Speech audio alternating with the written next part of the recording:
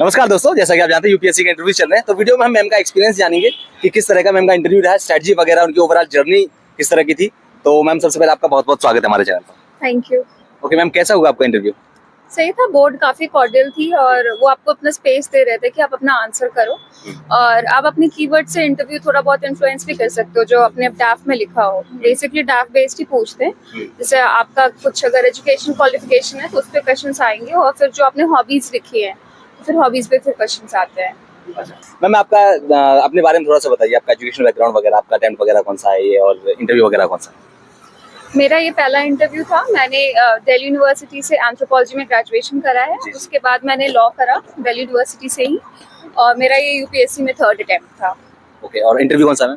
First interview है। Okay, and अगर बात करूँ मैं ऑप्शनल सब्जेक्ट्स की, तो आपका कौन सा ऑप्शनल है और मीडियम क्या है? मेरा ऑप्शनल एंथ्रोपोलॉजी था और English medium. English medium. Okay ma'am, किस सवाल से शुरुआत हुई आपके इंटरव्यू की? एंथ्रोपोलॉजी की एक रीसेंट न्यूज से शुरुआत हुई कि अभी एक हाल ही में नॉर्थ सेंटिनलीज आइलैंड में एक इंसान घुसने की कोशिश कर रहे थे, उन्हें अरेस्ट कर लिया गया है, तो उसके बारे में ही शुरुआत किया था सर ने। और उसके बाद इंटरव्यू फिर आगे लॉ पर कुछ चली क्वेश्चंस एंड देन मेरे हॉबीज से कुछ पूछ लिया। फिर किस तरह के सवाल थे?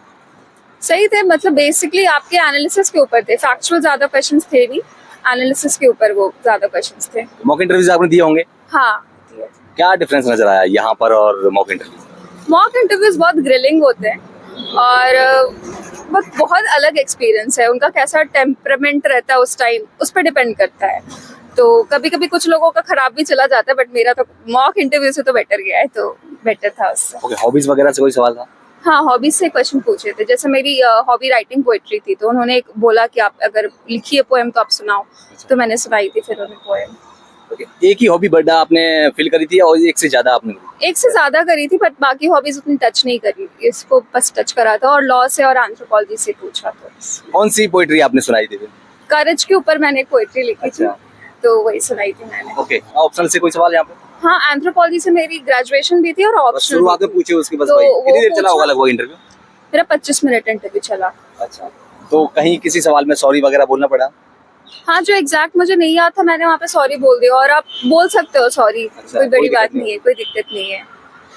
तो क्या जब आप सॉरी बोल रहे होते हैं, थोड़ा माइंडसेट क्या होता है, या थोड़ा सा इधर उधर होती हैं चीजें? हाँ, थोड़ा तो लगता है उस समय, बट सॉरी बोल देना इज बेटर कि आप एक गलत आंसर दो। ओके, तो मैम थोड़ा सा अपने स्ट्रेटजी के बारे में बताइए। स्ट्रेटजी आपकी किस तरह की स्ट्रेटजी थी प्रीलिम्स की? क्या क्या अप्रोच आपने फॉलो करी थी? प्रीलिम्स के लिए तो आप पहले बेसिकली पास्ट ईयर सॉल्व करो, और जितने ज्यादा पास्ट ईयर्स आप सॉल्व कर सकते हो उतने ज्यादा करो, और वो टेस्ट सीरीज से भी ज्यादा इंपॉर्टेंट है। अच्छा, पीवाईक्यूज मतलब टेस्ट सीरीज? हाँ, मैंने पहले अपने 2 अटेम्प्ट में टेस्ट सीरीज पे ज्यादा फोकस करा था, जिसके कारण मेरा प्री नहीं हो रहा था। अच्छा। और मैंने तीसरे अटेम्प्ट में अपने सिर्फ पास्ट ईयर्स पे ज्यादा फोकस करा। मैंने 20 साल के जैसे पास्ट ईयर सॉल्व किए थे और कई बार किए थे, तो उसके कारण प्री फिर हो गया। तो बेसिकली आप एक कोचिंग के पीछे मत भागो, यूपीएससी का सिलेबस, यूपीएससी का क्वेश्चन पेपर ये एनालाइज करो और इसी को आप पढ़ो, हो जाएगा। तो आप ये कह रहे हैं कि जो बच्चे पीवाईक्यूज नहीं करते वो उनकी सबसे बड़ी मिस्टेक होती है? मेरी तो यही थी जी। मैंने ऊपर से देख लिया था, बट मैंने डीप नहीं गई थी मैं, उसके कारण मेरे 2 अटेम्प्ट्स रह गए। तो फिर थर्ड में जब मैंने अच्छे से पीवाईक्यू एनालाइज किया तो फिर फ्री हो गया। पीवाईक्यूज को कैसे किया आपने, थोड़ा सा बताइए थोड़ा सा आप। पीवाईक्यू में अगर कोई भी कीवर्ड है, जैसे आंसर में हो या क्वेश्चन में, तो आप उसके बारे में सब कुछ पढ़े, उससे जो भी रिलेटेड कंटेंट है वो सब पढ़े, क्योंकि वो कभी कभी होता है ना, एक साल में वो ऑप्शन में आया रहता है और दूसरे साल में वो क्वेश्चन बन जाता है। तो ऐसे तो आपको 30-40 क्वेश्चन ऐसे भी अपनी बेसिक नॉलेज के बेसिस पे आएंगे। अगर आप पीवाईक्यू कर लोगे तो 10-15 क्वेश्चन और बन जाएंगे आपसे, तो फिर और थोड़ा तो लग भी होता है, ये तो है। मैम पीवाईक्यूज का आप नोट्स वगैरह बनाते थे? हाँ, मैंने तो पीवाईक्यू के बकायदा नोट्स बनाए थे, तो वो उसको ही मैंने रिवाइज करा। इस चीज को थोड़ा सा मैं जानना चाहूंगा कि बहुत सारे बच्चों को लगता है कि मतलब नोट्स बनाना टाइम कंज्यूमिंग है, थोड़ा सा क्लियर करिए कि टाइम कंज्यूमिंग है लेकिन उससे फायदा मिलता है। मैं रिटन नोट्स नहीं बनाती थी, मैं टाइप नोट्स बनाती थी, इसी रीजन से, ताकि मैं कॉपी पेस्ट करके उसको प्रिंट करा दूं। क्योंकि रिटन आप करोगे उसको, सेम चीज आप कॉपी कर रहे हो, तो उसमें ऑब्वियसली आप अपना टाइम वेस्ट कर रहे हो। जहाँ पे आपको एमसीक्यूज बनाने आप वहाँ पे लिख रहे हो, तो उसको आप प्रिंट आउट करा लो, उसको याद कर लो। और हाँ, मेंस के लिए तो आपको राइटिंग प्रैक्टिस करनी पड़ेगी, तो इसका मतलब ये नहीं कि आप सारा टाइम अपना नोट्स ही बना रहे हो। आप नोट्स ऐसा बना लो जो जल्दी भी बन जाए और बन भी जाए, तो ऐसे नोट्स होने चाहिए। मतलब तो आप ये कह रही हैं कि मतलब टाइपिंग करके नोट्स बनाइए, तो क्या दिक्कत नहीं होती है फिर उसमें? हाँ, दिक्कत नहीं होगी क्या जब आप मान लो नोट्स लिखेंगे तो वो हमें प्रैक्टिस भी होगी उससे, क्योंकि ज्यादातर स्टूडेंट्स और ज्यादातर टॉपर्स यही कहते हैं कि लिख करके प्रैक्टिस उससे प्रैक्टिस भी हो जाती है और फायदा भी मिलता है। तो दोनों में क्या डिफरेंस? प्रैक्टिस करना और नोट्स बनाना दो अलग चीजें होती जी है। थोड़ा सा क्लियर आप नोट्स बनाते हो तो पूरे डिटेल में बनाते हो, लेकिन जब आपको आंसर लिखना होता है तो आप सिर्फ हाइलाइट्स लिखते हो। Okay. हाइलाइट्स याद रखने के लिए आपको प्रैक्टिस की जरूरत है, बट अगर आप उसको नोट्स ही बनाते रह जाओगे तब तो आपका नोट मेकिंग ही कभी खत्म नहीं होगा, तो प्रैक्टिस क्या करोगे आप? और उसमें वैल्यू एडिशन किस तरह किया जाए? आप एक बार प्रिंट आउट करा लो, उसमें बाद आपको कुछ भी लगे उसमें ऐड करना, आप ऐड कर दो अपने पेन से, क्योंकि आप उसको अगर आपका खुद से वो प्रिंट आउट भी बनाया हुआ है तो आपके लिए वो रिवाइज करना ज्यादा आसान है। किसी और के नोट्स पढ़ने से तो बेटर होते हैं अपने नोट्स पर। करंट अफेयर स्टैटिक क्या ज्यादा जरूरी है, किस पर ज्यादा फोकस करना चाहिए? स्टैटिक सबसे इम्पोर्टेंट है, क्योंकि और करंट अफेयर्स भी जो आप स्टैटिक पे बेस्ड है आप उस पर ध्यान दो, क्योंकि अगर आप स्टैटिक कवर कर लोगे तो जैसे पॉलिटी के बेसिक क्वेश्चन है जो करंट अफेयर से रिलेटेड है तो स्टैटिक में वो है, तो फिर वही पूछ रहे, जैसे गवर्नर पे कुछ आता है तो वो तो स्टैटिक में गवर्नर के बारे में है ही, अभी न्यूज में इसलिए गवर्नर के बारे में फिर पूछेंगे, बट वो तो स्टैटिक में कवर हो रहा है आपका। करंट अफेयर के लिए क्या न्यूज़पेपर पढ़ना चाहिए या एक मैगजीन मंथली उठा लेनी चाहिए या कुछ और किया आपने? मैंने तो दोनों करे हैं। मैंने मंथली मैगजीन भी देखी है, क्योंकि उसमें आपको नोट्स फिर बनाने नहीं पड़ते हैं, आप एक जगह पर आपको सारा मिल जाता है, और जो पूरा मार्केट पढ़ रहा है वो तो आपको पढ़ना ही चाहिए, वरना फिर आपको एक फीलिंग भी रह जाती है कि आप पीछे रह गए हो। और न्यूज़पेपर तो खुद एक टच में रहने के लिए तो न्यूज़पेपर आपको पढ़ना ही चाहिए। ओके मैम, टेस्ट सीरीज वगैरह ऑनलाइन लगानी चाहिए या फिर ऑफलाइन लगानी चाहिए?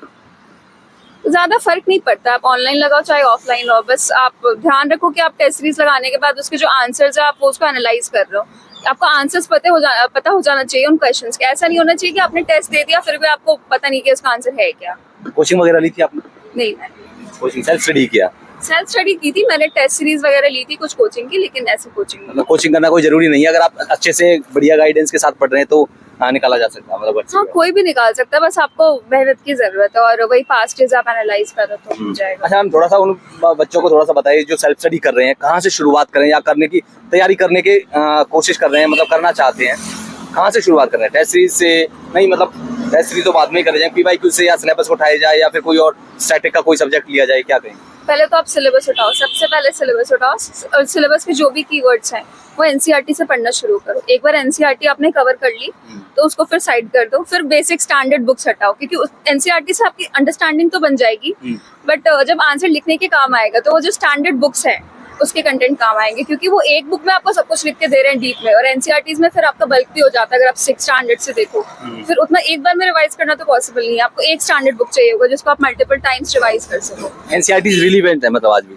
हाँ, आपको पढ़ना तो पड़ेगा NCERT, एक बेसिक लैंग्वेज में, एक सिंपल लैंग्वेज में। अब मान लीजिए कोई इंसान साइंस से, अब उसे हिस्ट्री पढ़नी है तो उसे एक स्टैंडर्ड स्टैंडर्ड बुक तो समझ में नहीं आएगी पहली बार, उसे NCERT से ही शुरुआत करनी पड़ेगी। तो एक बार आपकी अंडरस्टैंडिंग बन जाए तो आप स्टैंडर्ड बुक्स उठाओ, क्योंकि स्टैंडर्ड बुक्स ही मेनली हेल्पफुल रहती है एग्जाम में, लेकिन अगर अंडरस्टैंडिंग ही नहीं है तो फिर स्टैंडर्ड बुक्स कैसे समझोगे आप? आंसर राइटिंग की अप्रोच क्या रहती है आपकी? मतलब पॉइंट फॉर्मेट में लिखते हैं, पैराग्राफ फॉर्मेट में, इसके अलावा आंसर में क्या क्या चीज़ें डालती हैं उसको मल्टी डायमेंशनल बनाने के लिए? उसमें मैप वगैरह डालते हैं या फिर उसको ऐसे ही फ्लो चार्ट्स वगैरह, ये सब चीज़ें? मेरा पहले इंट्रोडक्शन जाता था, उसके बाद जो क्वेश्चन में पूछा है तो उसे मैं 2-3 पॉइंट्स में ब्रेक कर देती थी। उसके बाद अगर 10 मार्क का क्वेश्चन है तो मुझे 10 to 12 पॉइंट्स पे मिनिमम लिखना है, उसके बाद मुझे ब्रेक करके उस पर पॉइंट्स लिखती थी, एंड बीच में कुछ डायग्राम्स रहते थे, एंड कुछ अगर आपने फैक्ट्स डालने हैं तो वो सब फैक्ट्स डाल देती थी, एंड लास्ट में कंक्लूजन रहता था। मैप्स वगैरह, फ्लो चार्ट्स वगैरह, ये कितने हाँ, बीच में मैप्स, फ्लो चार्ट्स आप बना सकते हो। आप अब देख लो क्वेश्चन की क्या रिक्वायरमेंट है, अगर नहीं रिक्वायरमेंट तो फिर जबरदस्ती उसमें नहीं बनाना है। क्या क्या चैलेंजेस फेस करनी पड़ी आपको इस पूरी UPSC की जर्नी के दौरान?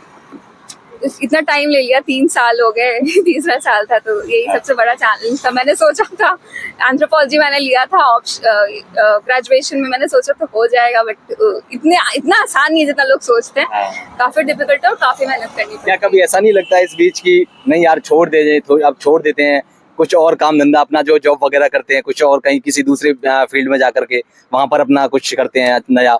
क्योंकि हमारे जो फ्रेंड्स वगैरह होते हैं ग्रेजुएशंस के, वो सभी बहुत आगे निकल चुके होते हैं इस बीच। ये मेरा हर सेकंड डे थॉट रहता था, और आप ये मेरे पेरेंट्स से भी कंफर्म कर सकते हैं। जी। मैं उन्हें ही कॉल करके रोते रहती थी मुझे छोड़ देना चाहिए अब ये, क्योंकि हर सेकंड डे आप एग्जॉस्ट हो जाते हो, आपको कोई रिटर्न मिल नहीं रहा और आगे का भी फ्यूचर प्रेडिक्टेबल नहीं है, तो आप इतना बड़ा रिस्क ले रहे हो, अब क्योंकि आपके करियर के इयर्स भी तो फिर जा रहे हैं ना, तो एक तरह से आपका करियर एक स्टिल पर है, तो एक रिस्क लेना कि आप करियर सब कुछ छोड़ के बस यही कर रहे हो, तो फिर थोड़ा तो सेटबैक किस तरह से बाहर आती थी फिर सब्जी कैसे मैनेज करती थी?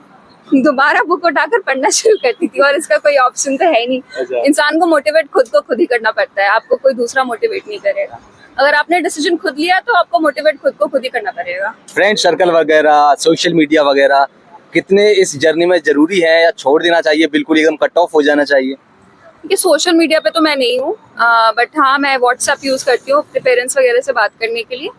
हाँ, मेरी एक फ्रेंड है जो कि मेरी काफ़ी क्लोज फ्रेंड है, तो ग्रेजुएशन की मेरी फ्रेंड है, उससे मैं इंटरव्यू के समय भी काफ़ी बात करती थी, तो उससे बात करते करते भी मेरा कुछ बोलने का तरीका भी सही हुआ है। एंड मैं उसे बोलती भी थी कि अगर तुम्हें कुछ लगे हाँ, कि तो कुछ बताइए। करेक्शन करना चाहिए तो वो मुझे अच्छे से गाइड भी करती थी कि तुम ऐसे करो वैसे करो, तो मतलब आप एक ये कह ट्रू रही- फ्रेंड हो तो वो काफ़ी है। आप ये कह रही हैं कि पीयर ग्रुप होना चाहिए मतलब अपने पास? ग्रुप का तो नहीं पता, बट एक भी बंदा आपके पास हो जो आपको ऑनेस्टली रिव्यू दे रहा है, जो आपके एज ग्रुप का है, तो वो काफ़ी होता है। ओके, लास्ट में क्या आपका मैसेज रहेगा स्टूडेंट्स के लिए जो तैयारी कर रहे हैं या तैयारी करने की सोच रही हैं, क्या कहेंगे उनसे?